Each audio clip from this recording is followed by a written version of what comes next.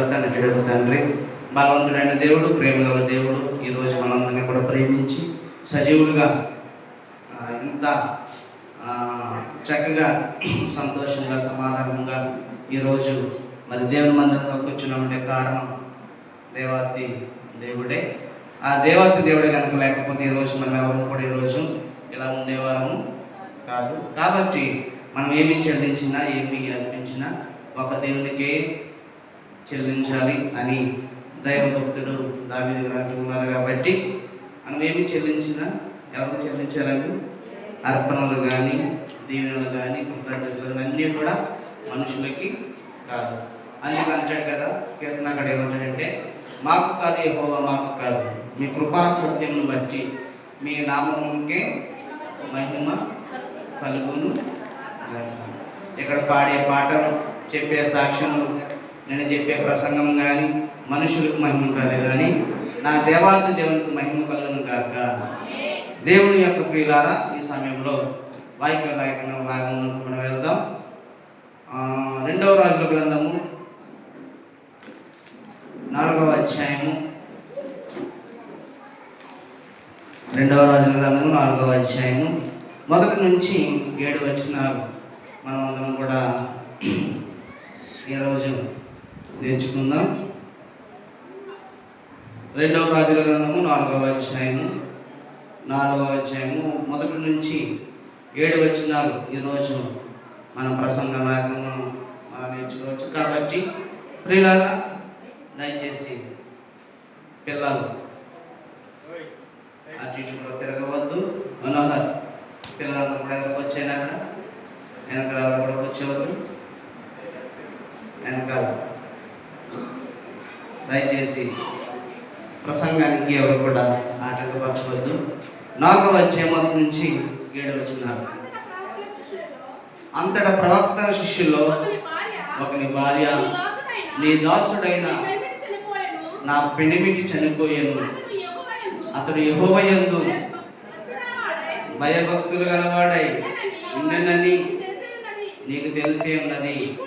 ఇప్పుడు అప్పుల వాడు నా 2 కుమారులు తనకు దాసులుగా ఉండుటకై వారిని పట్టుకుని పౌర్టునకు వచ్చిన్నాడని ఎలీషాకు మొర్రపెట్టగా, ఎలీషా, నా వలన నీకేమి కావాలను, నీ ఇంటిలో ఏమి ఉన్నదో అది నాకు తెలియజెప్పను నేను. అందుకామె, నీ దాసురాలనైనా నా ఇంటిలో నుండుకుండా ఒకటి ఉన్నది, అది తప్ప. చాలండి, కన్మముడు వచ్చినట్టు చదువుకోవచ్చు. ప్రియులారా, దయచేసి ఇక్కడ గమనించినట్లయితే విధవరాలైన ప్రవక్త భార్య అప్పును దేవుడు ఎలా తీర్చాడో ఈరోజు మనం నేర్చుకుందాం.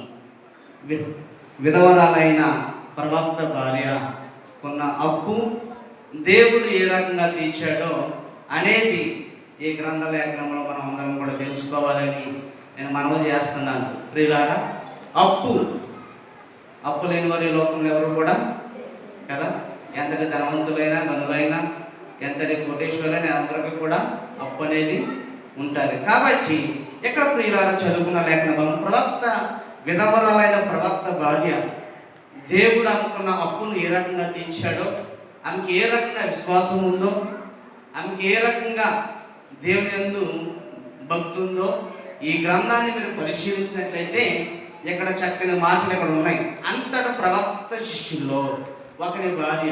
ప్రవక్తలు అంటే దేవుని చేత ఏర్పాటు చేయబడిన ప్రవక్తలు, దేవుని గ్రంథాన్ని రచించిన ప్రవక్తలు, దేవుని వాక్యాన్ని ప్రకటించిన ప్రవక్తలు, దేవుడంటే మనకు తెలియజేసిన ప్రవక్తల్లో ఒకరి భార్య. నీ దాసుడైన పెనిమిటి చనిపోయాడు, ఆమె పెనిమిటి చనిపోయాడు, భర్త చనిపోయాడు. ఆ భర్త చనిపోయినప్పుడు అప్పుల వారు వస్తారు. అప్పుల వారు వచ్చినప్పుడు, భర్త చనిపోయినప్పుడు అప్పు వదులుతారండి, అప్పు వదులుతారు. అప్పు ఇచ్చినాడు విడిచిపెట్టాడు కదా. ఎవరు అడుగుతారు? భర్త తర్వాత భార్యను అడుగుతారు. అయితే ఆ భార్య దగ్గరకు వచ్చి అంటూ ఉన్నాడు ఏమనంటే, నీ దాసుడు నా పెనిమిటి చనిపోయాడు, అతడు యెహోవా యందు భయభక్తులు గలవాడు. పెనిమిటి చనిపోయిన వారు ఎవరంటే దేవుని యందు భయభక్తులు కలిగిన వాడు. కాబట్టి తెలుసు. అందుకు అంటున్నాడు, ఇప్పుడు అప్పులు వాడు నా ఇద్దరు కుమారులు తమ దాసులుగా ఉండటకు వారిని పట్టుకుని పోటకు వచ్చిన్నాడని ఎలీషాకు మొర్రపెట్టగా, ఆమె మొర్రపెడుతూ ఉంది. ఎవరికి మొర్రపెడుతుందంటే ఎలీషా. ఎలీషా ఎవరంటే ఒక దేవుని ప్రవక్త. ఎలీషా ఎవరంటే దేవుని చేత ఏర్పాటు చేయబడిన వాడు. కాబట్టి అప్పులు వాడు ఆమె ఇంటికి వచ్చి ఏ మంత్రం చేస్తాడో, అప్పులు వాడు ఆమె ఇంటికి వచ్చి ఏ రకంగా అన్యాయం చేస్తాడో ఆమె భయం పట్టుకుంది. నేను ఎలాగా ఏమి చెల్లించాలి, ఎవరికి చెప్పాలి అంటే ఆమె అనుకుందంట, ఎవరున్నారు నాకు, ఇంకా ఈ ప్రజల్లో ఈ లోకంలో నాకు ఎవరు లేరు, ఎలీషా ఉన్నారు. ఆయన ఎవరంటే దేవుని యొక్క దాసుడు, ఆయనతో చెప్పాలి. కాబట్టి ఎలీషా దగ్గరికి వెళ్ళి అక్కడ చెప్తూ ఉంది మాట ఏమనంటే, ఎక్కడ అప్పులు వాడు వచ్చాడండి మా ఇంటికి, నా ఇద్దరు కుమారుల్ని తీసుకుని పోవడానికి సిద్ధంగా ఉన్నాడు. నా అప్పు తిరిగే మార్గము నాకు లేదు, నా అప్పు తీర్చే మార్గం నాకు లేదు. నా ఇద్దరు పిల్లలు ఉన్నారు, వారే నాకు దిక్కు. నా ఇద్దరు కుమారుల్ని తీసుకుని పోవడానికి అప్పులు వాడు వచ్చి నేను ఏమి చేయాలి అని ఆమె విధవరాలైన ఒక స్త్రీ ఆటంకపరుస్తుంది, ఏడుస్తూ ఉంది, దేవుని దగ్గర అంగలారుస్తుంది, గోజాడుతూ ఉంది. ఆ యొక్క సమయంలో ప్రవక్త అయిన ఎలీషా గారు అంటున్నారు, ఏమంటూ ఉన్నారో తెలుసా ప్రియులారా? అక్కడ చూడండి, ఎలీషాకు మొర్రపెట్టగా, ఎవరికి మొర్రపెట్టిందండి? ఎలీషాకు మొర్రపెట్టింది, దేవునికి మొర్రపెట్టింది. రెండవదిగా ప్రవక్త ఎలీషాకు ఎందుకు మొర్రపెట్టిందంటే, ఎలీషాను దేవుడు అక్కడికి పంపించాడు. ఎలీషాను ఒక ప్రవక్తగా, ఒక నాయకుడిగా, ఒక జనుడిగా, దేవుని సేవకుడిగా ఆయన అక్కడ ఉన్నట్టు చూచి అక్కడ చెప్తూ ఉన్న మాట ఏమనంటే, ప్రవక్త ఎలీషా గారు అంటూ ఉన్నారు, నా వలన నీకేమి కావాలను అడుగుతున్నాడు ఆమెని. నా వలన నీకేమి కావాలను, నా వలన నీకేంటి, నా నుంచి నీకేం సహాయం కావాలి అని ఆయన ప్రవక్త అడుగుతూ ఉంటే అక్కడ అడుగుతూ ఉన్నాడు ఆమెను ఏమనంటే, నీ ఇంటిలో ఏమి ఉన్నదో అది నాకు తెలియచెప్పమని. నీ ఇంటిలో ఏమైతే ఉన్నదో, నీ ఇంటిలో ఏమేమి వస్తువులు ఉన్నాయో, నీ ఇంటిలో ఎంత బంగారం ఉందో, నీ ఇంటిలో ఎంత డబ్బు ఉందో, నీ ఇంటిలో ఎంత నువ్వు ధనాన్ని దాచుకున్నావో, నీ ఇంటిలో ఏమేమి సామాన్లు ఉన్నాయో, ఏమేమి వస్తువులు ఉన్నాయో దయచేసి నాకు చెప్పు అని ఎలీషా గారు అంటే, ఆమె చెప్తూ ఉన్న మాట ఏమి చెప్తుందో తెలుసా? అక్కడ అంటూ ఉంది, అందుకు ఆమె, నీ దాసురాలని నా ఇంటిలో నూనె కొండ ఒకటి ఉన్నది, అది తప్ప మరేమీ. ఏం చెప్పిందండి ఆమె? ఏముందండి ఇంటిలో? నూనె కుండ కదా. ఆ నూనె కుండ ఒకటే ఉందయ్యా నాకు ఇంటిలో, అది తప్ప నాకేమి. అప్పులు వాడు ఊరుకుంటాడా? నీకేముంటే నాకు పని ఏంటి కదా. అప్పులు వాడు ఏం చేస్తాడు? ఇంటి తాళం వేస్తాడు, లేకపోతే ఇంట్లో ఉన్న సామాన్లు బయట పడేస్తాడు, అట్ట చేస్తాడు, తాళం వేస్తాడు, అంతా ఊరంతా అట్ట చేస్తాడు. ఆ పరిస్థితి ఏంటి అని ఆమె ఏడుస్తూ ఉంటే అక్కడ ఎలీషా గారు అడుగుతున్న, నీ ఇంట్లో ఏముందంటే ఆమె అంటూ ఉంది, నా ఇంటిలో ఒక నూనె కుండ మాత్రమే ఉంది. నూనె కుండని ఏం చేసుకుంటా చెప్పండి ఒకసారి. ఆ నూనె కుండ ఏమవుతుంది? నూనె కుండ ఏమొస్తుంది? మహా అయితే ఎంత వస్తుంది? 500 వస్తుంది, 1000 వస్తుంది అమ్ముకుంటే కదా. ఆ 1,00,000 ఎలా తీర్చాలి? సహాయం ఏంటానికి? కాబట్టి అక్కడ సేవకుడు అంటున్నాడు ఏమనంటే, ప్రియులారా, అందుకు అంటూ ఉంది, నా ఇంటిలో నూనె కుండ ఒకటే ఉన్నది, కాబట్టి నేను ఏమి చేయాలని చెప్పినప్పుడు అక్కడ అంటూ ఉంది చూడండి ఒకసారి, అది తప్ప మరి ఏమీ లేదని 3వ వచనంలో, అది తప్ప నాకు ఏమీ లేదని అప్పుడు అంటున్నాడు. అతడు, నువ్వు బయటికి పోయి నీ ఇరుగు పొరుగు వారి అందరి యొద్ద దొరుకు కలిగిన వట్టి పాత్రలన్నింటినీ ఎరువు పుచ్చుకును. ఇలా ఆలోచించండి ఒకసారి. ఎలీషా గారు అంటూ ఉంటుంటే ఆమె అనుకుంటూ ఉందంట, ఇదేంటి, ఈయన సేవకుడు, ఈయన గనుడు, ఈయన ప్రవక్త, నేనేంటో అప్పులు తీర్చే మార్గమై నన్ను సేవకుడికి చెప్తుంటే, ఈ గనుడైన మరి సేవకుడైన ప్రవక్త ఎలీషా గారు ఏంటి, నీ ఇంటిలో వస్తువులన్నీ నీ లేకపోయినా నీ ఇరుగు పొరుగు ఇంటికి వెళ్ళి నీ మట్టి కుండలన్నీ వస్తువులన్నీ తెమ్మంటున్నాడు, ఆళ్ళకి ఇస్తారని ఆమె లోపల అనుకుంటూ ఉంది, ప్రశ్నించుకుంటూ ఉంది. ఏమని? నా ఇంటిలో ఒకటే కుండ ఉంది. ఆయన ఎలీషా గారు అక్కడ ఏమంటున్నారు, నీ ఇరుగు పొరుగు అందరి యొద్దకు వెళ్ళు, నీకు ఏమైతే కలుగుతుందో వట్టి పాత్రలన్నింటినీ కూడా ఎరువు పుచ్చుకో, అప్పు పుచ్చుకో, ఆ పాత్రలన్నీ కూడా ఒకసారి తీసుకురా, అవన్నీ కూడా ఒకసారి నువ్వు తీసుకొచ్చావు అనుకో మరలా నువ్వు ఇచ్చేది కానీ అని చెప్పినప్పుడు అక్కడ అంటూ ఉన్నాడు. అప్పుడు 4వ వచనంలో, నీవు నీ ఇంటిలోనికి వచ్చి నీవును నీ కుమారును లోపల నుండి తలుపు మూసి ఆ పాత్రలన్నిటిలో నూనె పోసి నిండిన యొక్క తట్టున ఉంచమని ఆమెతో సెలవీయగా ఆమె యొద్ద నుండి పోయి తనలో కుమారుని లోపల నుండి తలుపు మూసి కుమారులు తెచ్చిన పాత్రలో నూనె ప్రియులారా అక్కడ అనుకుంటూ ఉంది ఆ స్త్రీ. గనుడైన ఎలీషా గారు ఇక్కడ పాత్రలన్నీ తెమ్మన్నప్పుడు మొత్తం ఇంటి పొరుగు వారు ఇంటింటికి వెళ్ళి ఎంతమంది అయితే గృహాలు ఉన్నాయో అక్కడ ప్రతి గృహానికి వెళ్ళి ఏమి తెచ్చిందండి? అక్కడ ఏమి పాత్రలు అయ్యి వట్టి పాత్రలు తీసుకుని వచ్చినప్పుడు అక్కడ చెప్తూ ఉన్నాడు ఎలీషా గారు, అమ్మా నీవు తలుపు మూసాక కుమారులిద్దరు లోపలికి పిలిచాడు. మీరు ఎన్ని పాత్రలు అయితే తెచ్చారో ఆ పాత్రలు నిండా ఏమి నింపమన్నాడు? నూనె పెట్టి మొత్తం నూనె పోయమంటున్నాడు. ఆ పాత్రలో నూనె పోయమంటూ ఉన్నాడు. ఇదేంటి నూనె పోయమంటున్నాడేంటి? నూనె ఏమొస్తుంది? మాకు ఏమి కలుగుతుంది నూనె వలన? ఈ నూనె నిండినప్పుడు మాకేంటి లాభము అని కుమారులు తల్లి వారందరూ కూడా తలుపు మూసివేశారంట. ఇరువైపులా తలుపులు మూసి ఆ మట్టి కుండలో ఆ వట్టి పాత్రలన్నీ కూడా నూనె వేసి నింపుతున్నారంట.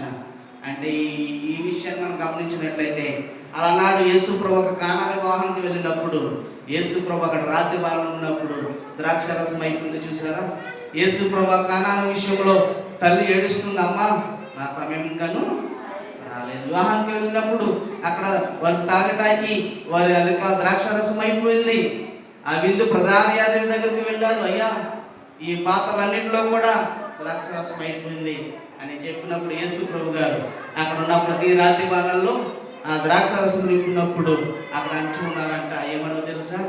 ఇది చాలా రుచికరంగా ఉంది. ఇప్పుడు ముందు తాగే ద్రాక్షారసం కంటే ఇది గొప్పగా దేవుని చేత మరి ఆశీర్వదించబడింది కాబట్టి చాలా రుచిగా ఉందని వారందరూ కూడా సంతోషపడుతూ ఆ విందును త్రాగించారంట. అయితే ఇక్కడ కూడా సాదృశ్యం కలిగింది ఏంటంటే ప్రియులారా, ఆ రాత్రి బాణాలు ఆ యొక్క వట్టి పాత్రలన్నీ కూడా నూనెతో నింపమన్నప్పుడు ఆ కుమారులు ఆయన మాట విన్నారంట. ఆయన మాట విని ఎలీషా గారి మాట విని పాత్రలన్నీ కూడా నింపారంట. కింద వచ్చిన మనం చూస్తే 6వ వచనంలో పాత్రలన్నీ నిండిన తర్వాత ఇంకా పాత్రలు తెమ్మని ఆమె తన కుమారునితో చెప్పగా వాడు మరేమీ లేవని. చూడండి ప్రియులారా, ఎలీషా గారు ఇక్కడ చెప్తా ఉన్నారు ఏమని? అక్కడ ఉన్న ప్రతి పాత్రలో నింపమన్నారు. ఆ పాత్రలన్నీ కూడా నూనెతో నింపబడ్డాయి. ఇంకా పిలిచి కుమారుడు అంటూ ఉన్నాడంట, ఇంకా పాత్రలు కావాలి. అవి ఇంకా సరిపోలేదు.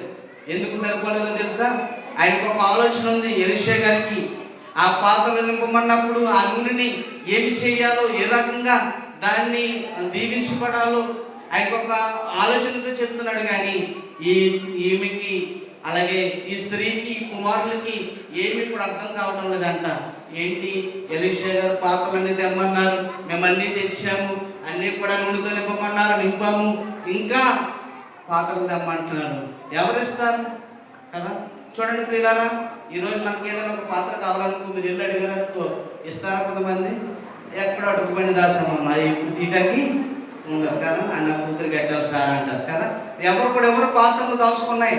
ఈ స్త్రీ కూడా అలాగే చేసిందంట. అదేంటి అందరూ కూడా మాకు పాత్రలు తెచ్చేయమంటే మేము చేస్తున్నాం, కానీ ఇంకా చాలా మంది దగ్గరికి వెళ్ళిందంట, ఎవరు కూడా పాత్రలకి ఏమీ ఇవ్వలేదంట. అప్పుడు అంటూ ఉన్నాడు. చూడండి ఒకసారి 7వ వచనంలో, మరేమీ లేవని చెప్పిన తర్వాత అంతటిలో నూనె నిలిచి పోయాను. 7వ వచనం, ఆమె దైవజనుడైన అతని యొద్దకు వచ్చి సంగతి తెలియజెప్పగా అతడు, నీవు పోయి ఆ నూనె నమ్మి నీ అప్పు తీర్చి మిగిలిన దానితో నీవును నీ పిల్లలను బ్రతుకుడాలి. 2 చేతులు పైకెత్తి దేవునికి బిగ్గరగా స్తోత్రం చెప్పండి అందరూ హల్లెలూయా. ప్రియులారా, విధవరాలైన స్త్రీ ఏ రకంగా అప్పు తీర్చబడిందో ఆ నూనె నింపమన్నప్పుడు ఆ ఎలీషా గారు అంటూ ఉన్నారు, నీకు ఎప్పుడైతే ఇప్పుడు ఇన్ని ఆ వట్టి పాత్ర నూనె నింపబడ్డావో ఆ నూనె అంతటి నీవు అమ్మివేయగా ఇంకా మిగులుతుంది. చూసారా? ఆ మిగిలిన డబ్బులతో ఎవరు బ్రతకమన్నాడండి? నీవును నీ పిల్లలను బ్రతుకుడని ఆమెతో చెప్పాను కదా. అంటే ఒక విధవరాల స్త్రీ అనుకుందంట, ఇదేంటి గనుడైన సేవకుడు, గనుడైన మరి ప్రవక్త నూనె నింపమంటున్నాడు, వట్టి పాత్రను తీసుకురమ్మన్నాడు. ఆ వట్టి పాత్ర వల్ల ఏంటి ప్రయోజనం అనుకుంది, కానీ ఆ వట్టి పాత్ర వల్ల ఆ మబ్బులన్నీ కూడా ఏమవి అవన్నీ కూడా తీర్చబడ్డాయి. ఆ వట్టి పాత్రలు ఈరోజు ఆమె జీవితాన్ని మార్చివేస్తాయి. ఆ వట్టి పాత్రలు ఈరోజు ఆమె జీవితంలో ప్రతి ఒక్క అప్పును కూడా లేకుండా చేయడానికి కారణం ఏంటంటే, గనుడైన సేవకుడైన ప్రవక్త అయిన ఎలీషా గారు దీవించబడిన తర్వాత విధవరాలైన ప్రవక్త భార్య అప్పును దేవుడు ఏ రకంగా తీర్చాడంటే ప్రియులారా, ఒక నూనె ఆ బాణలన్నీ కూడా వట్టి పాత్రలన్నీ కూడా నింపబడిన తర్వాత ఆ నూనె అమ్ముకోవడం జరిగింది. అమ్మిన తర్వాత ఇంకా చాలా డబ్బుతో ఆమె కుమారుణ్ణి పోషించుకుంది. ఆమె కుమారుణ్ణి ఈరోజు బ్రతికించుకుంటూ ఉంది. దీనికి అర్థం ఏంటంటే, ఈరోజు దేవుడు విధవరాలైన స్త్రీలు ఏ రకంగా ఆశీర్వదించబడ్డాడో మనకి కూడా సమస్యలు లేని వారు ఎవరు కూడా ఉండరు, అప్పులు లేని వారు ఎవరు కూడా ఉండరు. కాబట్టి ఈ విధవరాలైన స్త్రీ ఎవరి మీద ఆధారపడిందంటే దేవుని మీద ఆధారపడింది. దేవుని మీద ఆధారపడటమే కాకుండా ఆ ప్రవక్తకి చెప్పిన మాట ఏంటంటే, నేనేమీ కూడా చేయను, నా భర్త చనిపోయాడు, నా బిడ్డను ఏ రకంగా నేను పెంచుకోవాలి, నా బిడ్డను ఏ రకంగా పోషించుకోవాలి అని గోజాడినప్పుడు దేవుడు ఎలీషా ప్రవక్తలో ఉండి ఆ నూనె నింపిన తర్వాత ఆమె అప్పులన్నీ తీర్చబడ్డాయంటే కారణం ఏంటంటే, ఆమెకి ఎంత విశ్వాసమో ఈరోజు మనం అర్థం చేసుకోవాలి ప్రియులారా. అదేంటి, వట్టి పాత్రలు నింపిన తర్వాత నూనె అమ్మటం ఏంటి అనుకున్నారు చాలా మంది, తెలియని వారు కదా. దేవుడు కార్యాలు ఏ రకంగా ఉంటాయంటే, దేవుని యొక్క కార్యాలు కంటికి కనిపించలేదంట.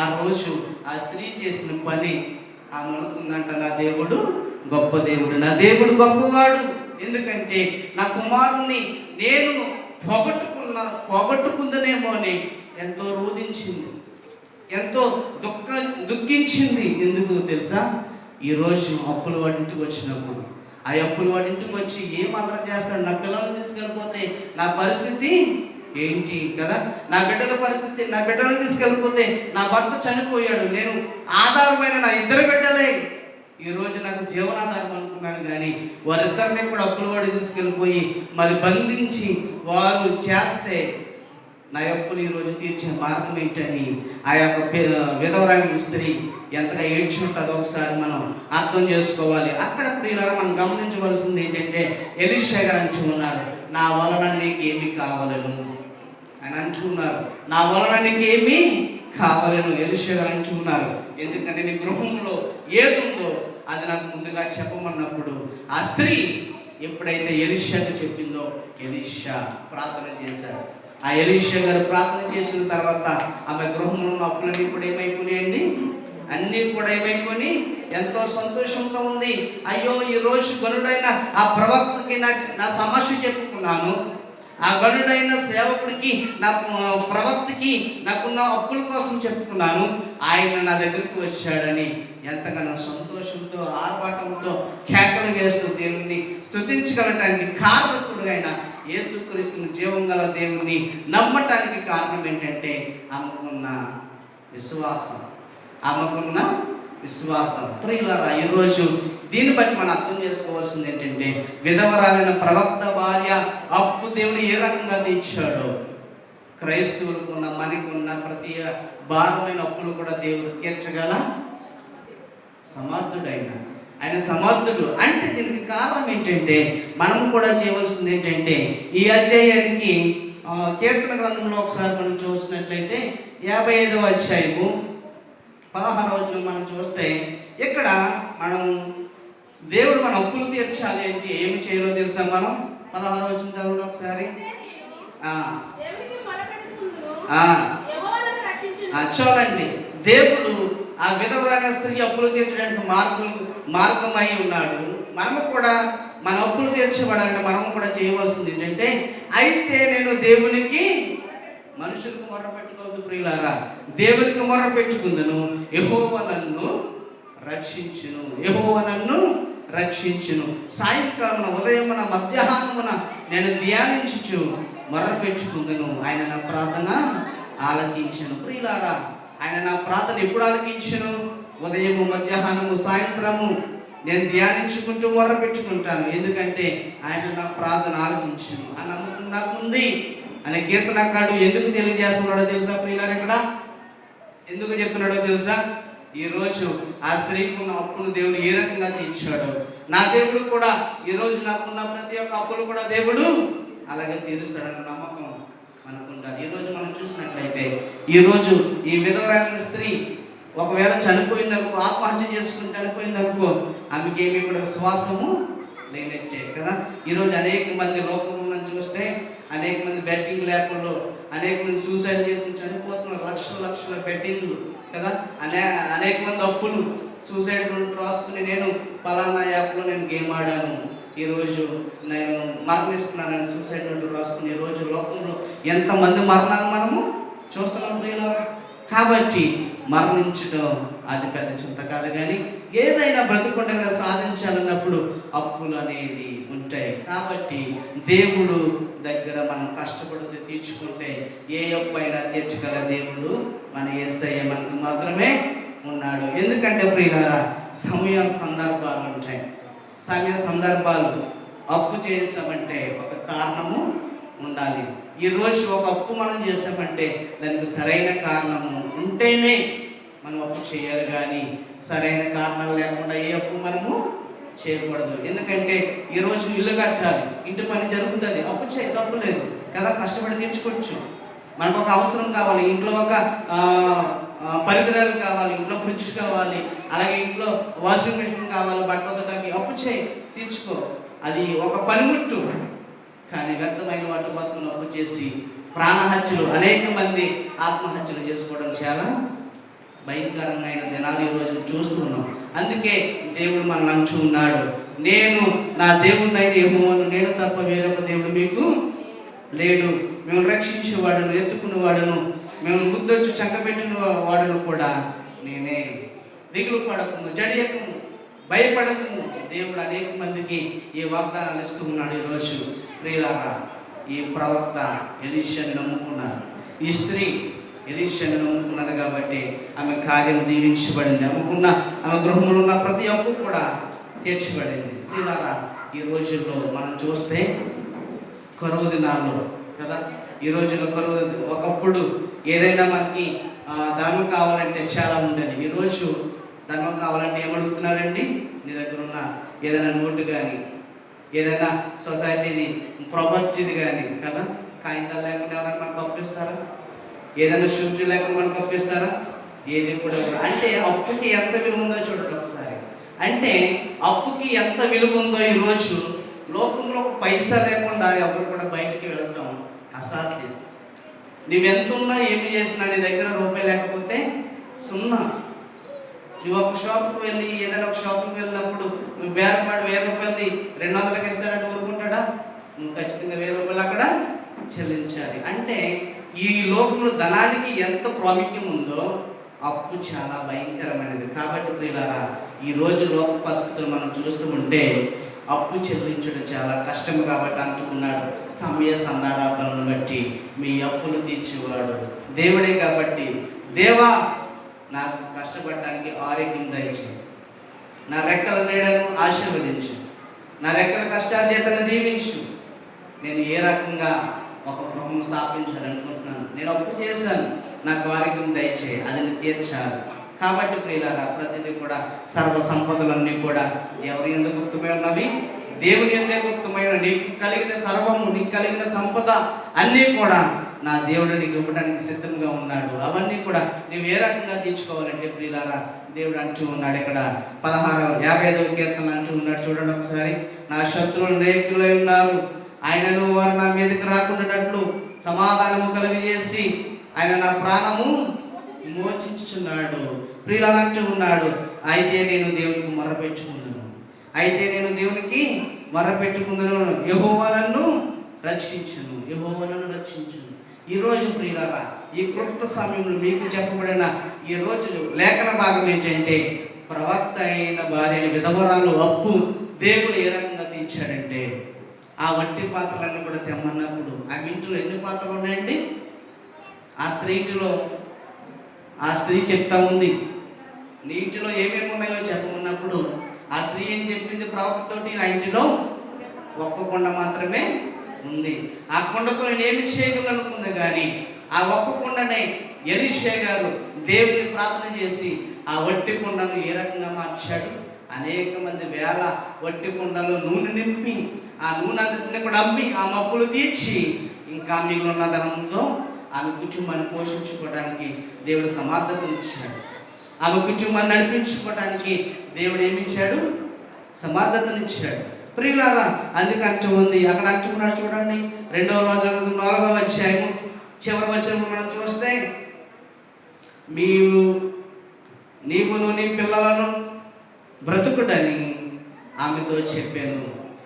అదే అధ్యాయము చివరి వచనంలో, అమ్మ నీ అప్పు తీర్చి మిగిలిన దానితో నీవును నీ పిల్లలను బ్రతుకుడని ఆమెతో చెప్పాను. నీవును చెప్పాలి, నీవును నీ పిల్లలు, నీవు మాత్రమే కాదు, నీతో పాటు ఉన్న నీ పిల్లలు మాత్రం కూడా బ్రతకాలి. నీవును నీ పిల్లలను బ్రతుకుడైన పిల్లలు కదా. ఈరోజు మనం గమనించినట్లయితే మనకి ఎంత బిడ్డలు ఉన్నప్పుడు, వారు ఒక స్థాయికి వచ్చినప్పుడు ఎంత ఫీజు కదా. ఈరోజు ప్రైవేట్ పాఠశాలలో లక్షలు, బీటెక్లు, వారు చదువుతున్న చదువులకి ఎంత విద్యను వారు స్వాదించుకుంటున్నారంటే ప్రియులారా, అంటే పిల్లలు బ్రతకటానికి ఈరోజు ఎంతమంది తల్లులు కష్టపడుతున్నారు, ఎంతమంది తల్లులు ఈరోజు మాలాంటి కష్టం వరకు రాకూడదని వారు మంచి భవిష్యత్తు దయచేస్తున్నారు కదా. పిల్లలు ఏం చేయాలి? మీ తల్లిదండ్రుల కొరకు మీరు ప్రార్థన చేయాలి. మా డాడీకి మంచి ఆరోగ్యం దయచేయండి, మా అమ్మను దీవించండి కదా. ప్రియులారా, దేవుడు మీకున్న ప్రతి ఆశను నెరవేర్చాలంటే ఇక్కడ అంటూ ఉన్నాడు, అయ్యా నా దగ్గర ఏమీ లేదని చెప్పినప్పుడు అప్పుడు దైవజనుడు నోట నుంచి వచ్చిన మాట ఏంటో తెలుసా? 7వ వచనంలో ఆమె దైవజనుడు అతని సంగతి తెలియజెప్పగా అతడు నువ్వు ఆ నూనెని అమ్మమన్నప్పుడు అప్పు తీర్చి నీవును నీ పిల్లలు మాత్రం బ్రతకాలని దేవుడు చెప్పినట్టుగా ఆ స్త్రీ దేవుని గనుడైన సేవకుడైన మాట విన్నది కాబట్టి ఈరోజు ఆ కుటుంబం దీవించబడింది, ఆ కుటుంబం ఆశీర్వదించబడిందని దేవుని ఎదుట, సంఘం ఎదుట సభాముఖంగా దేవుడు మీకు ఈరోజు నేర్పిస్తూ ఉన్నాడు. అందుకే అంటూ ఉన్నాడు, ఎలీషా గారు అంటూ ఉన్నారు 4వ అధ్యాయంలో చూడండి ఒకసారి 2వ వచనంలో, ఆమె ఎలీషాకు మొర్ర పెట్టగా, ఎలీషా నా వలన నీకేమీ కావాలని, ఆయన ప్రార్థన సహాయం మాత్రమే కోరింది ఎలీషా దగ్గర నుంచి. ఎలీషా దగ్గర నుంచి ఎటువంటి ధనాన్ని ఆమె కోరలేదు.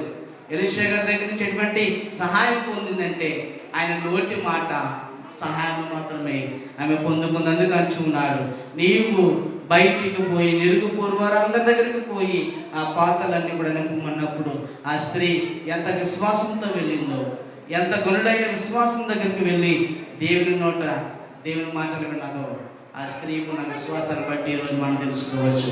ఈరోజు అప్పుల సమస్యల చేత పీడించబడుతున్న అనేక మంది లోకములో, మనము కాదు, అప్పులు లేకపోవచ్చు కానీ మనకి ఇంకా రాష్ట్రంలో లోకంలో అనేక మంది ఉంటే వారి కోసం కూడా మనం ప్రార్థన చేద్దాం. దేవుడు అప్పులు ఉన్న ప్రతి కుటుంబాలు కూడా దేవుడు అప్పులు తీర్చాలని మనం ప్రార్థన చేద్దాం. అందరం కూడా ఒకసారి లేచి నిలబడదాం. లేచి నిలబడి ఈ నేర్చుకున్న అంశాన్ని బట్టి దేవునికి సమర్పణ చేసుకుని ఈ కార్యక్రమాన్ని మనం ముగించుకోవచ్చు. అందరం కూడా తల వంచి దేవునికి ప్రార్థన చేసుకుని 2 నిమిషాలు అందరం కూడా లేచి నిలబడదాం. దేవునికి 1 నిమిషం కళ్ళు మూసుకొని దేవుని తట్టు తిరిగి, అయ్యా ఎవరు కూడా మౌనంగా ఉండవద్దు ప్రియులారా. ఒక విధవరాలైన స్త్రీ అప్పును దేవుడు ఏ రకంగా తీర్చాడో ఇప్పుడు మనం 2వ రాజుల గ్రంథంలో మనం నేర్చుకున్నాం. అందరూ కూడా దయచేసి నోరు విప్పి మౌనంగా ఉంటే మన జీవితాలు కూడా అదే రకంగా మౌనంగా ఉంటే, నోరు విప్పితే మనకున్న ప్రతి స్థితిగతులను మార్చగల దేవుడైనా, మనకున్న ప్రతి ఒక్క స్థితిగతులను మార్చగల దేవుడు, మనకున్న అప్పులను తీర్చే దేవుడు. కాబట్టి ప్రియులారా అంటూ ఉన్నాడు, ఎలీషా గారితో చెప్తూ ఉంది, అమ్మా నా వలన నీకేమి ప్రయోజనం అన్నప్పుడు, అయ్యా నా ఇంటిలో అప్పులు వాడు నా పెనిమిటి చనిపోయాడని చెప్పినప్పుడు ఎలీషా అంటూ ఉన్నాడు, నీ ఇంటిలో ఏమేమి ఉన్నాయో అని చెప్పినప్పుడు నా ఇంటిలో ఏమీ లేవు, కానీ నా పరిస్థితి ఏంటన్నప్పుడు ఎలీషా అంటూ ఉన్నాడు, ఇరుగు పొరువారి దగ్గరకు పోయి నీ వట్టి కుండలన్నీ కూడా ఇరుగు పుచ్చుకో, నీకున్న సమస్యలను దేవుడు తీరుస్తాడని చెప్పినప్పుడు ఆమె ఎలీషా మాట విని ప్రతి ఇంటికి వెళ్ళింది, ఇరుగు పొరుగు వారి ఇంటికి వెళ్ళింది, ఆ పాత్రలు తెచ్చుకుంది. దేవుడు ఆ నూనెతో నింపమన్నప్పుడు ఆ మప్పులు తీర్చబడ్డాయి. సంతోషంగా చెప్తూ ఉంది, అయ్యా ఈరోజు నేను చనిపోతాననుకున్నాను కానీ, నా కుమారుడు చనిపోతారనుకున్నారు కానీ నా దేవుడు నన్ను బ్రతికించాడయ్యా.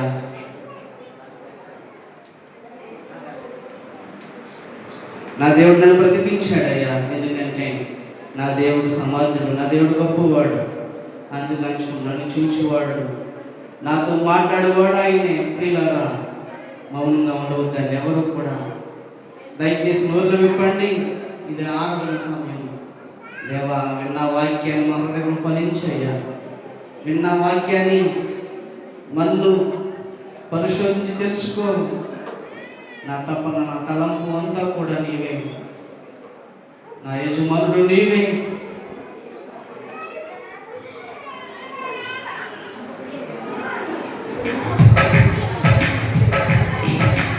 అందరం కూడా చెప్పబడదు దేవునితో సంతోషంగా దేవునితో చెప్పబడదు. అయ్యా, మీరు నాకు ఇచ్చిన ప్రతి స్థితిగతులు, మీరు నాకు ఇచ్చిన ప్రతి వ్యాధి బాధలు అన్నీ కూడా తీర్చేవాడు నీవే.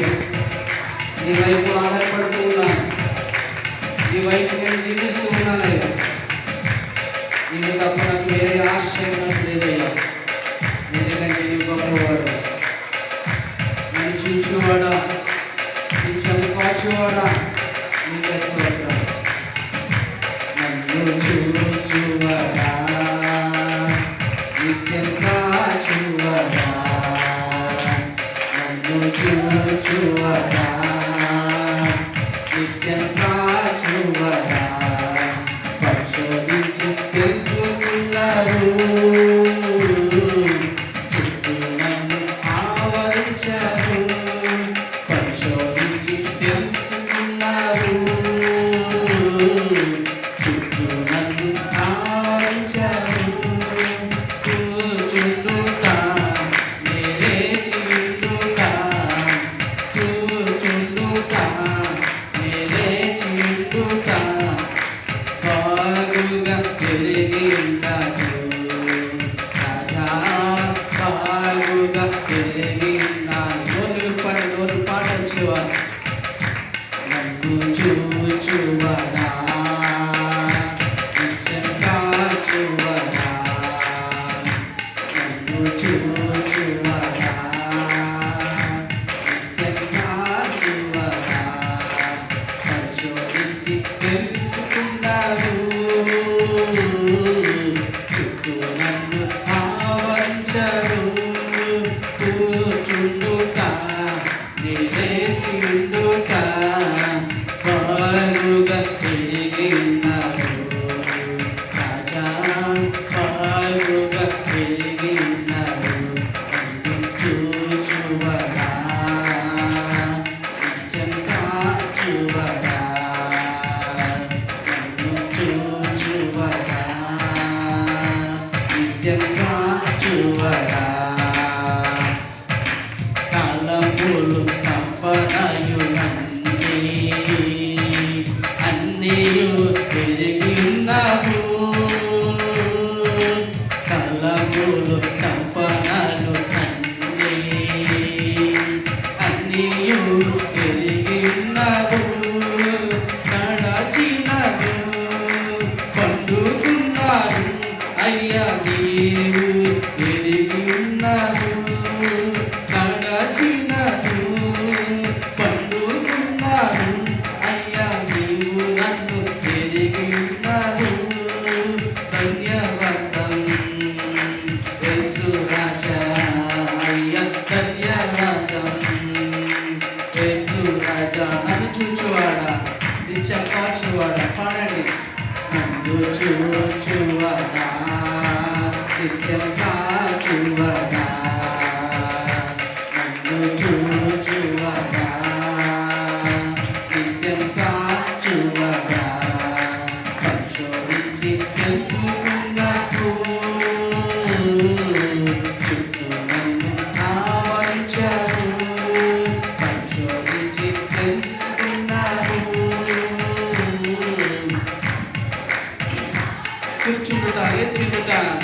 కూర్చుండుట లేచిండుట బాగుగా పెరిగినారు రాజా బాగుగా పెరిగినారు బాగుగా పెరిగినారు రాజా బాగుగా పెరిగినారు పిండమునని ఉండగా నీ కన్నులకు పౌరై ఉండలేదయ్యా పిండమునని ఉండగా నీ కన్నులకు పౌరై ఉండలేదయ్యా విచిత్రముగా నిర్మించితివి ఆశ్చర్యమే కలుగుచున్నది విచిత్రముగా నిర్మించితివి ఆశ్చర్యమే కలుగుచున్నది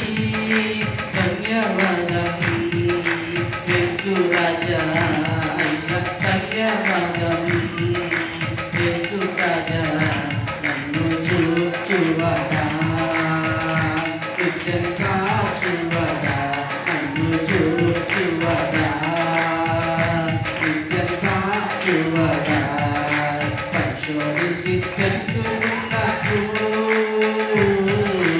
చుట్టూ నన్ను ఆవరించారు పరిశోధించి తెలుసుకున్నారు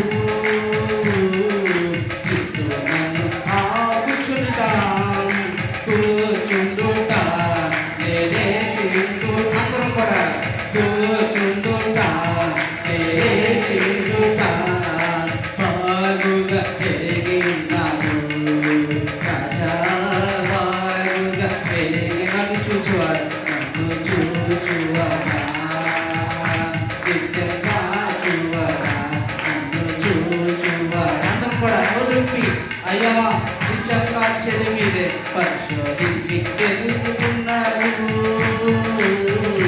చుట్టూ నన్ను ఆవరించారు కూర్చుండుట లేచిండుట కూర్చుండుట లేచిండుట బాగుగా పెరిగినారు రాజా బాగుగా పెరిగినారు కూర్చుండుట లేచిండుట కూర్చుండుట లేచిండుట బాగుగా పెరిగినారు రాజా బాగుగా పెరిగినారు బాగుగా పెరిగినారు రాజా బాగుగా పెరిగినారు ధన్యవాదం యేసు రాజా అయ్యా ధన్యవాదం యేసు రాజా నన్ను చూచువడా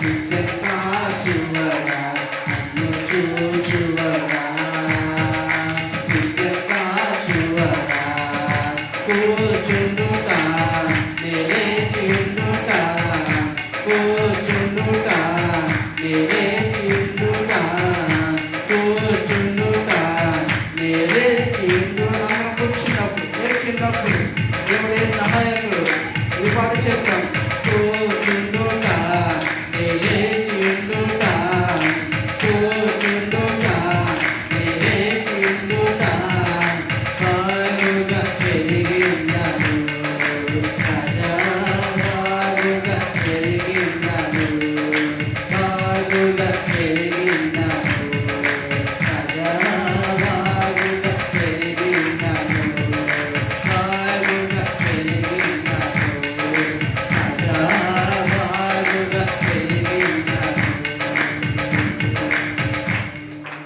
కూర్చుండుట లేచుండుట బాగుగా ఎరిగి ఉన్నాను ధన్యవాదాలు యేసు నీకే వందనాలు ఈరోజు నేర్పించిన అంశాన్ని మా హృదయంలో ఫలించారు మేము నమ్ముచున్నాం ఈ రోజునైనా విందు ఏర్పాటు చేసిన మా పెద్దనాన్న గారు ఏలే గారి కూర్చోమని జ్ఞాపకం చేసుకుంది ఎంతో బలహీనత గత నెలలో ప్రభు ఎంతో బలహీనతపడ్డారు ఈ రోజునైనా కృతజ్ఞతగా ప్రభు ప్రేమని ఏర్పాటు చేశారు ఇంకను ప్రభు చక్కని ఆరోగ్యం ఏలే గారికి దయచేయండి ఆమె బ్రతుకున్నంత కాలము కూడా మీకు సాక్షిగా నైనా భార్య లేదు ప్రభా ఒంటరిగా జీవిస్తూ ఉన్నాడు ఎంతో వేదన పడుతూ ఉన్నాడు ప్రభా కుమారుడు దగ్గరికి వెళ్ళి ఉన్నాడు అయ్యా మరలా వచ్చి క్షేమంగా బ్రతుకు దినములన్నీ కూడా సుఖంగా క్షేమంగా అతను గడవడానికి సహాయం చేయమని ఈరోజు మాకు నేర్పించిన అంశం ఆ సంఘాన్ని సంఘ బిడ్డలు దీవించమని అయ్యా వరద ప్రాంతంలో జీవిస్తూ ఉన్న వరదలు వస్తూ ఉన్నాయి. ఎవరికి ఎటువంటి ఆటంకాలు ప్రభా, ఎవరి గృహాలు ఎటువంటి ప్రభా కీటకరమైన పాములు కానీ ఎవరికి కూడా సంభవించకుండా ప్రతి గృహం చుట్టూ మీరు కంచి వేయమని నజరేయుడైన యేసుక్రీస్తు శక్తి గల నామమున ప్రార్థించి వేడుకుంటున్నాము ప్రియమైన తండ్రి, ఆమేన్.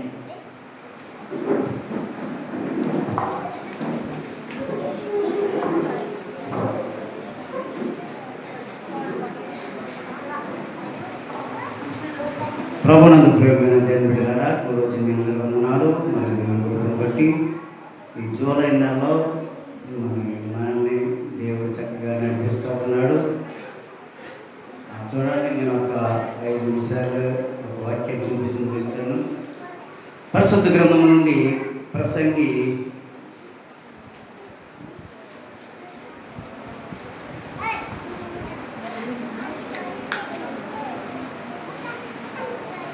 ప్రసంగి 4వ అధ్యాయము 2వ వచనం మనం ఒక మాట చదువుకుందాం. కాబట్టి ఇంకను బ్రతుకుచున్న వారి కంటే ఎంతకు ముందు కాలం చేసిన వారే ధన్యులనుకుంటుంది. చాలండి. మరి దావీదు గారి కుమారుడు సొలొమోను గారి మాట రాస్తూ ఏమంటున్నాడండి? కాబట్టి ఇంకను బ్రతుకుచున్న వారి కంటే ఎంతకు ముందు కాలము చేసిన వారే ధన్యులను కొంటిని అంటే ఉన్నాడు. అంటే ఈ లోక చింతలు మన జీవితంలో విరక్తిని కలగజేస్తూ ఉంటాయి. ఏం చేస్తాయండి? ఈ లోక చింతలు, అనేకమైన చింతలు మన జీవితానికి ఏంటి? ఈ విరక్తిని కలగజేస్తూ ఉన్నాయి. ఎందుకంటే జీవించటం వలన మనకు ప్రయోజనం ఏంటి అని కొంతమంది అనుకుంటూ ఉంటారు, తలస్తూ ఉంటారు. ఈ గొప్ప జ్ఞాని అయిన సొలొమోను కూడా అలాగే తలస్తూ ఉన్నాడు. ఏంటి? వెమ్మట సూర్యుని కింద జరుగు వివిధమైన అన్యాయ క్రియల గురించి నేను యోచించి తిని, బాధింపబడేవారు ఆదరించు దిక్కులేక కన్నీరు విడిచిదురు, వారిని బాధ పెట్టేవారు బలవంతులు కనుక ఆరాధించేవాడును లేకపోయాను. దేవునికి స్తోత్రం. కాబట్టి ఇంకను బ్రతుకుచున్న వారి కంటే ఎంతకుముందు కాలం చేసిన వారు అనుకుంటే ఉన్నాడు. అదే పెట్టారు. చూడండి, అది 4:3 మాటలు చూడండి. ఇంకను పొట్టని వాడు సూర్యుని కింద జరుగు అన్యాయపు పనులు చూచి ఉన్న హేతువు చేత ఈ ఉభయములు కంటిన వారే అనుకుంటున్నారు. దేవునికి స్తోత్రం. అంటే ఈ పరిశుద్ధ గ్రంథంలో ఎన్నో వందలు మాటలు ఉన్నాయి. ఏ మాటలయ్యి? ధన్యకరమైన మాటలు. ఈ మాట కూడా ఏంటి? కాలం చేసిన వారు ధన్యులు ఏంటి? మరి కాలం చేసిన వారు అంటే మన గృహాలు అయితే మనం చాలా విచారిస్తూ ఉంటాం కదండి. యెహోషువైన ఈయన ఈ జ్ఞాని అయిన సొలొమోను గారు ఏమంటున్నాడు ఇక్కడ? కాలం చేస్తుంది ఇక ముందు మనకంటే ముందు చనిపోయిన వారు ధన్యులని. ఈ దినాన గొప్ప సాక్ష్యము మనకు దేవుడు పలికిస్తూ ఉన్నాడు. ప్రియా దేవుని బిడ్డలారా, ఎందుకంటే సొలొమోను జ్ఞాని ఈ లోకమందు అన్యాయములను చూస్తూ ఉన్నాడు కనుక విసుగు చెందుతున్నాడు. అయితే అతడు ప్రభువుతో చూసిన ఎడల ప్రభు కొరకు జీవించుటకు ప్రోత్సహిస్తుంటూ ఉన్నాడు. ఎందుకంటే మనము సంతోషంగా సేవ చేసి అనేకమైన సాతాను వశము నుండి విడిపించి పరలోక వారసులుగా మనం చేయాలని ఒక ఆశ ఉన్నది. కాబట్టి దేవుడికి అంటూ ఉన్నాడు, ప్రభు కొరకు సహవాస కార్యములు చేసి ఆయనను స్తుతించి మహిమపరచవలసిన ధన్యకరమైన తరుణము ఇదే. దేవుని బిడ్డలారా, దేవుని బిడ్డ నీ సమస్యల తోటి చూడక, ఇక్కడ అంటే ఉన్నాడు, నీ సమస్యల తోటి చూడక ఎవరితో చూడాలంటే మనం ప్రభువుతో చూడు అంటే ఉన్నాడు. మన సమస్యలతో మనం చూడొద్దంట. చూడండి ఇక్కడ ఏం చెప్పు? కాలం చేసిన వారికి ధన్యులు. ఇక్కడ చూడండి, ఏడ్చు వారు కూడా ధన్యులు అంట. ఎవరండి? ఏడుపు. చూడండి, లోక సువార్త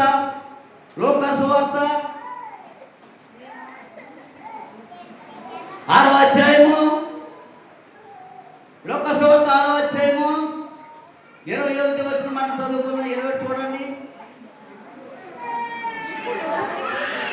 6వ అధ్యాయము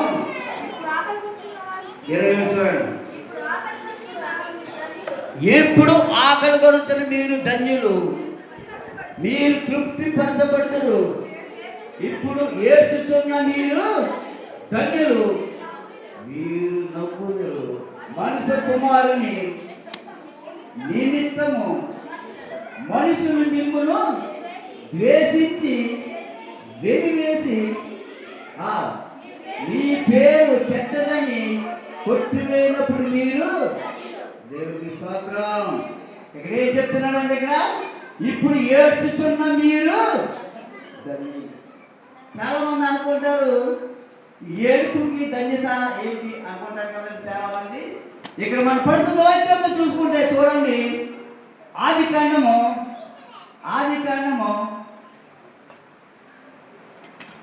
20వ అధ్యాయము 14వ వచనం చూడండి. కాబట్టి తెల్లవారినప్పుడు అబ్రహాము లేచి ఆహారము నీలతిథిని తీసుకొని ఆ పిల్లవాడితో కూడా హాగరునకు అప్పగించి ఆమె భుజం మీద వాటిని పెట్టి ఆమెను పంపివేసెను. ఆమె వెళ్ళి ఆ అరణ్యంలో ఇటు అటు తిరుగుతుండెను. ఆ తిట్టులోని నీళ్లు అయిపోయిన తర్వాత ఆమె ఒక పొర కింద ఆ చిన్నవాడిని పడవేసి ఈ పిల్లవాడు చావు నేను చూడలేనని అనుకొని వీటి దూరం వెళ్ళి అతని ఎదురుగా కూర్చుండెను. ఆమె ఎదురుగా కూర్చుని ఎలుగెత్తి ఏడ్చెను. దేవుడు ఆ చిన్నవాని మొరను వినెను. అప్పుడు దేవుడు దూత ఆకాశం నుండి హాగరును పిలిచి, హాగరు నీకేమీ వచ్చినది, భయపడకము. ఆ చిన్నవాడున్న చోట దేవుడు వాడి స్వరము విని ఉన్నాడు. నీవు లేచి ఆ చిన్నవాడిని లేవనెత్తి నీ చేత పట్టుకును, వారిని గొప్ప జనముగా చేసేదని ఆమెతో చూడండి. ఇక్కడ హాగరు కుమారుడి కోసం ఏడుస్తూ ఉన్నారు. ఆ కుమారుడి కోసం హాగరు ఏడుస్తూ ఉన్నప్పుడు ఆ ఏడుపు ఎలా చూచారండి? దేవుడు చూసేస్తున్నాడు. అందుకని ఏడుపు కూడా ఒక ఏంటంట, ఒక ధన్యత. ఏంటండి? ఏడుపు కూడా ఒక ధన్యత. ప్రియ దేవుని బిడ్డలారా, మనం ఏడ్చామంటే దేవుని దృష్టిలో ఒక ధన్యతే. కానీ ఏడుపులు చాలా రకాలు ఉన్నాయి కదండి. ఆ ఏడుపు ఏడితే మన దేవుడికి ధన్యకరంగా ఉంటుంది. ఇక్కడ హాగరు ఏడుపు దేవుడికి ధన్యకరంగా ఉన్నారు. ఆమె మన దేవుడు విని ఉన్నాడు. దేవుడికి స్తోత్రం. అందుకనే ఏడుపు కూడా ఏంటంటే ఒక ధన్యత. ఎందుకంటే ఈ లోకంలో మనం అనేకమైన చూస్తూ ఉన్నాం. ఎందుకంటే మనం ఈ లోకంలో ప్రతి దానికి మనం అన్నీ కూడా మనం చూస్తూ ఉన్నాం. ప్రియ దేవుని బిడ్డలారా, అయితే ఇక్కడ ఈ యొక్క హాగరు ఏం చేసిన ఒక రొట్టె ఒక నీళ్ళతో మాత్రమే భర్త ప్రేమ ఇచ్చి ఆమె కన్న కుమారుడు దాహంతో సావసిద్ధమైనప్పుడు హాగరు ఏడ్చింది. దేవుడు ఆమె మొరను విన్నాడు, తన దూతను పంపించాడు. ఆమె నేల ఓటను దేవుడు చూశాడు. వాగ్దానము పొందుకున్న దేవుని స్తోత్రం.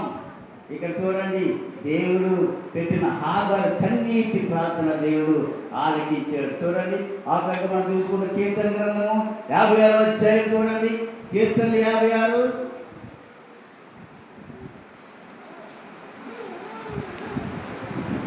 8వ అధ్యాయం మనం చూసుకుంటే, నా సంచారం నీవు లెక్కించే ఉన్నావు, నా కన్నీరు నీ గుడ్డులో ఉంచబడి ఉన్నవి, అవి నీ కవిలో కనబడింది కదా. నేను మొదలుపెట్టి దినమున నా శత్రువులు వెనుకకు తిరుగుదురు. దేవుడు నా పక్షంలో ఉన్నాడని నాకు తెలియదు. దేవుని బట్టి నేను ఆయన వాక్యమును కీర్తించదను.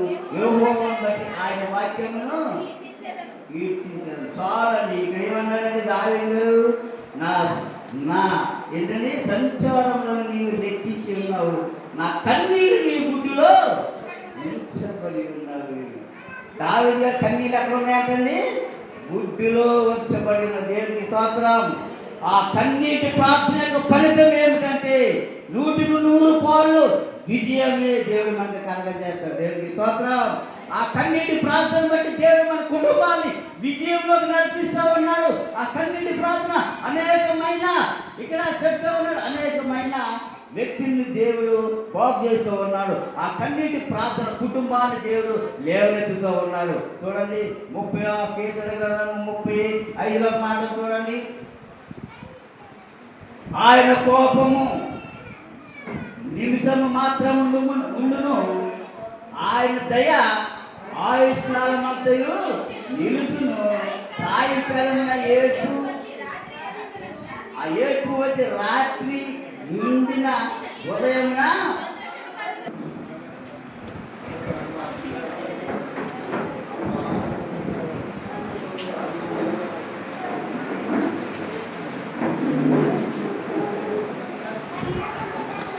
అంతన్నమాట పాడు.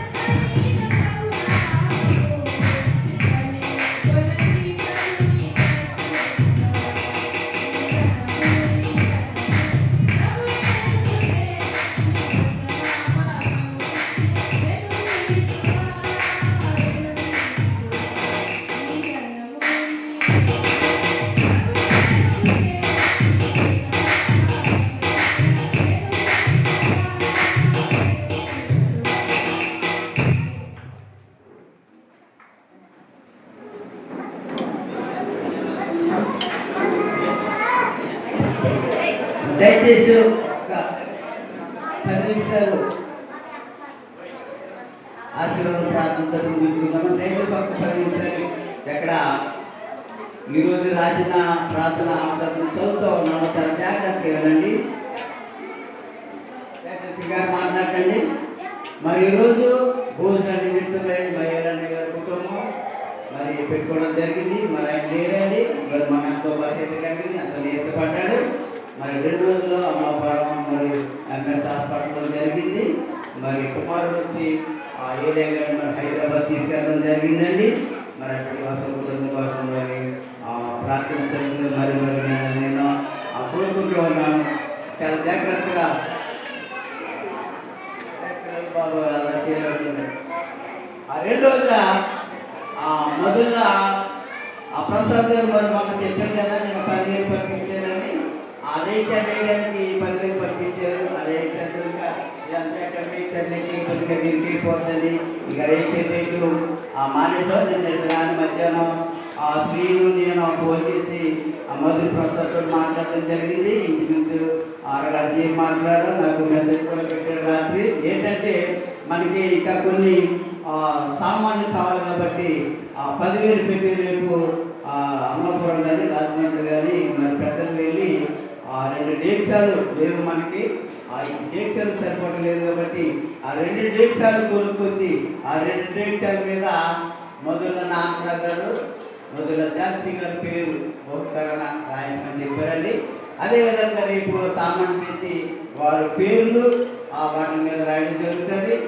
రేపు మరి ఆ పెద్దలు వెళ్ళి ఆ సామాన్లు తీసుకురావడం కూడా మరి జరుగుతుంది.